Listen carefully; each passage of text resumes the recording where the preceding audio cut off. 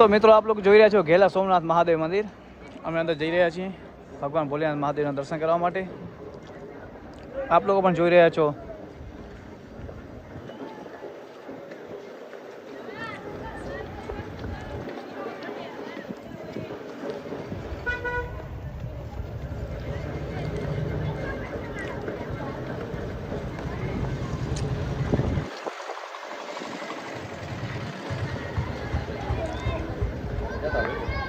ભલે મહાદેવ આવજો.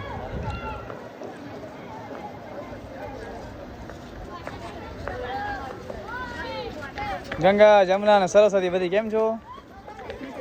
મજામાં.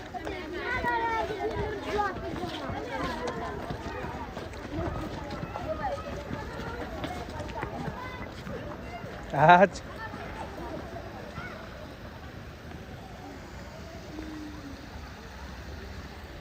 સુંદર ફુવારો ચાલુ છે મિત્રો. ગરમી પણ છે અત્યારે. ટાઈમ થઈ રહ્યો છે 3:10 બપોરના.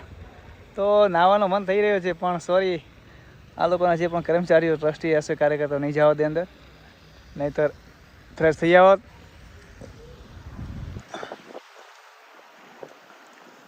સ્કૂલના વિદ્યાર્થીઓ પણ પ્રવાસમાં આવ્યા હતા. અત્યારે મારો વિડીયો શૂટ ચાલુ હતો, એ લોકો સામે આવ્યા મને.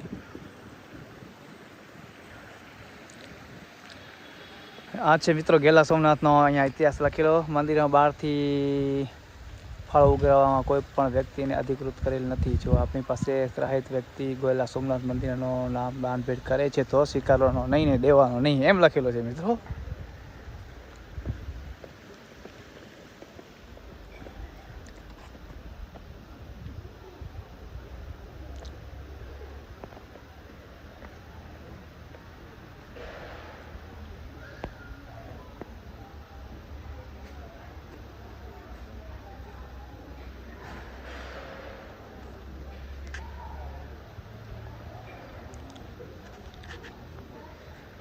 અમારા યાત્રિક ભાઈઓ બહેનો ત્યાં દર્શન કરીને બહાર આવી ગયા છે.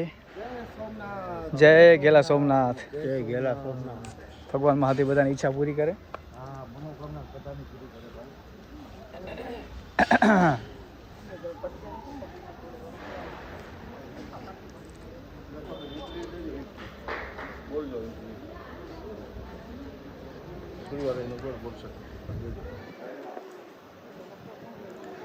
તો આપ લોકો જોઈ રહ્યા છો એકદમ સુંદર અને રમણીય મંદિર છે. અહીંયા કને ઘેલા સોમનાથ મહાદેવના દર્શન કરીને અમે તને અનુભવી રહ્યા છીએ.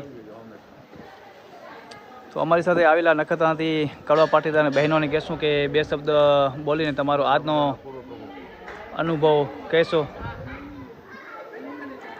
તો આપણે બેનને પૂછો કે તમે આ ઘેલા સોમનાથ મહાદેવના દર્શન કરી અને કેવો અનુભવ લીધો. જય શ્રી કૃષ્ણ બેન. શું નામ છે તમારું? રેખાબેન પાંચાણી. ક્યાંથી આવ્યા છો? નખત્રાણાથી. અચ્છા, એકલા આવ્યા છો કે પરિવાર સાથે આવ્યા છો? કેવી રીતે આવ્યા છો? અમે સત્યનારાયણ સમાજ શ્રી સમાજ દ્વારા પ્રવાસ યોજવામાં આવેલ. જી. તેમાં અમે સૌ સાથે આવ્યા છીએ અને અમને ખૂબ કાઠિયાવાડ પ્રવાસની ખૂબ મજા આવી. આજે ક્યાં દર્શન કર્યા? અમે સવારના ખોડલધામના દર્શન કર્યા. જી. ત્યાર પછી વીરપુરના દર્શન કર્યા અને અત્યારે અમે ઘેલા મહાદેવના દર્શન કર્યા. ઘેલા સોમનાથ કરીને ધન્યતા અનુભવી.